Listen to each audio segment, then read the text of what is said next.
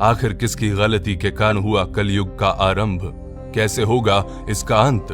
कितने साल और धरती पर राज करने वाला है कलयुग? कलयुग यानी आज का युग जिसमें हम जी रहे हैं। कितनी पीड़ा, कितना दुख, कितनी यातनाएं हैं इस कलयुग में, फिर भी हमें जीना तो पड़ता ही है। लेकिन क्या आपने कभी सोचा है कि कहां से आया है ये कलयुग? आखिर क्यों इस धरती पर कलयुग की जरूरत पड़ी? आज की इस वीडियो में मैं आपको बताऊंगा कि आखिर क्यों और कैसे इस कलयुग ने धरती पर जन्म लिया और कैसे इसका अंत होगा। तो जैसे आपका दोस्त आपको जब कुछ बातें बताता है तो आप उसे सुनते हैं, वैसे ही आप मुझे अपना दोस्त मान ले, ऐसा मैं कहूंगा नहीं, क्योंकि मैं आपका दोस्त ही हूं। तो आखिर तक बने रहिए इस वीडियो में मेरे साथ और मेरी बात को ध्यान से सुनिए। हमारे पुराणों में 4 युगों का वर्णन किया गया है: सतयुग, द्वापर युग, त्रेता युग और कलयुग। कलयुग चौथा और आखिरी युग है। शास्त्रों में बताया गया है कि कलयुग के अंत में जब कलयुग अपनी चरम सीमा पर पहुंच जाएगा, तब भगवान विष्णु अपने 10वें अवतार कल्कि के रूप में अपने देवदत्त घोड़े पर सवार होकर आएंगे और इस कलयुग का अंत कर देंगे। आखिर कलयुग होगा कैसा? हमारे पुराणों में बताया गया है कि कलयुग में पाप, अधर्म, घृणा, झूठ, अपराध आदि काफी बढ़ जाएगा। मनुष्य केवल 20 साल तक ही जीवित रहेंगे। उनका कद भी घटकर 4 इंच तक हो जाएगा। कलयुग में कुछ ऐसे व्यक्ति होंगे जो विद्वान कहलाएंगे, लेकिन अपने फायदे के लिए दूसरों को नुकसान पहुंचाने में जरा भी नहीं हिचकिचाएंगे। कलयुग में लोग अपनी संतानों के मोह में इतना डूब जाएंगे कि संतान का विकास ही रुक जाएगा और बच्चे माता पिता के प्रेम में फंसकर ही रह जाएंगे। कलयुग में अगर किसी दूसरे की संतान साधु बने तो उसके दर्शन अवश्य करेंगे, लेकिन अगर खुद की संतान साधु बने तो निराश होकर रोएंगे और सोचेंगे कि आखिर उनकी संतान ने ऐसा क्यों किया। कलयुग में दोगले लोग होंगे जो कहेंगे कुछ और करेंगे कुछ और, अपनी सत्ता का गलत इस्तेमाल करेंगे और मासूम लोगों का शोषण करेंगे। कलयुग के लोग ऐसे होंगे जो अपने पुत्र और पुत्री के विवाह में बहुत धन खर्च करेंगे, लेकिन किसी गरीब को कुछ नहीं देंगे। और इनमें कई बातें हम अपने जीवन में सच होते देख भी रहे हैं। ऐसे में हमारे मन में सवाल उठता है कि आखिर इस कलयुग का आरंभ हुआ कैसे? तो चलिए जानते हैं।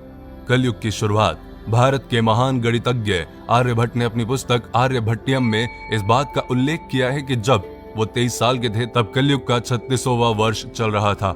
आंकड़ों के अनुसार आर्यभट्ट का जन्म 476 ईस्वी में हुआ था।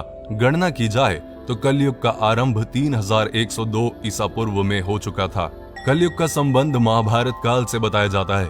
कहा जाता है कि जब महाभारत युद्ध के बाद पांडवों ने कौरवों को हराकर सारा राजपाट जीत लिया था, तब कुछ समय के बाद पांडवों को समझ आ गया कि इन सब चीजों की जरूरत नहीं है। इसीलिए सभी पांडवों की सहमति से युधिष्ठिर ने अपना सारा राजपाट त्याग कर राजा परीक्षित को सौंप दिया और द्रौपदी के साथ सभी पांडव मोक्ष की प्राप्ति के लिए हिमालय की ओर चले गए। बस तभी से कलयुग का आरंभ शुरू हो गया। राजा परीक्षित बड़े ही कुशल और दयालु राजा थे। उनके शासनकाल में उनकी प्रजा को कभी भी कोई दुख या कष्ट नहीं हुआ। एक बार राजा परीक्षित एक नदी के पास से गुजर रहे थे। उन्होंने देखा कि नदी के किनारे एक गाय और बैल आपस में बातचीत कर रहे हैं, लेकिन कलयुग उनको दुखी कर रहा है। राजा परीक्षित ने बैल के रूप में धर्म और गाय के रूप में पृथ्वी को पहचान लिया। कलयुग के द्वारा गाय और बैल के ऊपर होने वाले अत्याचार को राजा परीक्षित सहन नहीं कर पाए और उन्होंने अपनी तलवार निकाली और कलयुग को मारने के लिए आगे बढ़े। राजा परीक्षित का क्रोध देखकर कलयुग कांपने लगा। कलयुग भयभीत होकर अपने राजसी वेश को उतार कर राजा परीक्षित के चरणों में गिर गया और क्षमा याचना करने लगा। राजा परीक्षित ने शरण में आए हुए कलयुग को मारना उचित ना समझा और उससे कहा, कलयुग तू मेरे शरण में आ गया है, इसलिए मैं तुझे जीवन दान दे रहा हूँ, लेकिन अधर्म, पाप, झूठ, चोरी, कपट, दरिद्रता आदि अनेक उपद्रवों का मूल कारण केवल तू ही है। तू मेरे राज्य से अभी निकल जा और फिर कभी लौट कर मत आना। परीक्षित की बात को सुनकर कलयुग ने कहा कि पूरी पृथ्वी पर आपका निवास है। पृथ्वी पर ऐसा कोई भी स्थान नहीं है जहां आपका राज्य ना हो। ऐसे में मुझे रहने के लिए स्थान प्रदान करें।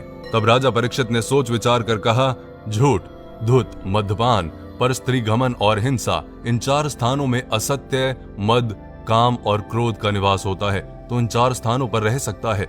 लेकिन इस पर कलयुग बोला, हे राजन, ये 4 स्थान मेरे रहने के लिए अपर्याप्त हैं, अन्य जगह भी प्रदान कीजिए मुझे।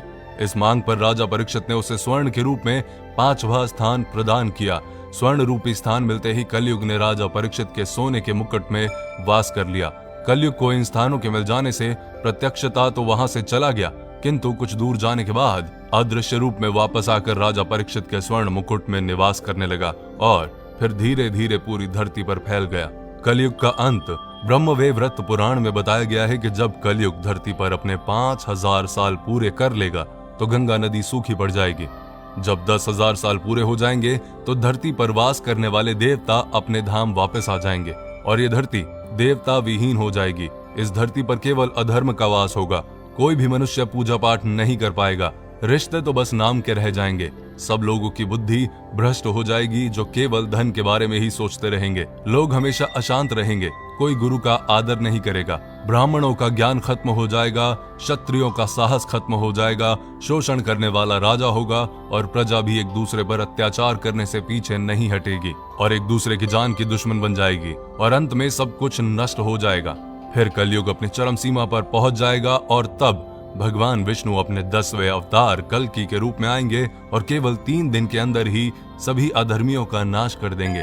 तब बहुत तेज बारिश होगी जो कि भयंकर तूफान के साथ पूरी पृथ्वी को पानी से डुबा देगी। उसके बाद आकाश में एक साथ 12 सूरज उगेंगे और जिसके प्रकाश से धरती का सारा पानी सूख जाएगा और फिर से एक युग का जन्म होगा। कितने साल बाद होगा कलयुग का अंत? शास्त्रों में बताया गया है कि धरती वासियों का 1 साल देवताओं के 1 दिन के बराबर होता है। एक संक्रांति से दूसरी संक्रांति को एक सोलर मास कहा जाता है। ऐसे 12 सोलर मंथ का एक सोलर वर्ष होता है जो देवताओं का 1 दिन और रात होता है। सतयुग को 4800 दिव्य वर्ष का बताया गया है। त्रेता युग 3600 दिव्य वर्ष का था।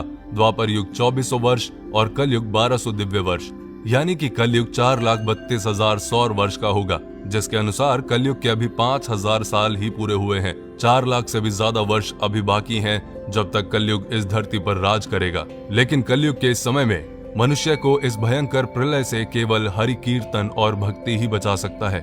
तो अपनी लाइफ में ध्यान रखिए कि दूसरों को दुख देने से कुछ नहीं होगा। भक्ति में ही शक्ति है। भजन करें, कीर्तन करें, दूसरों की हेल्प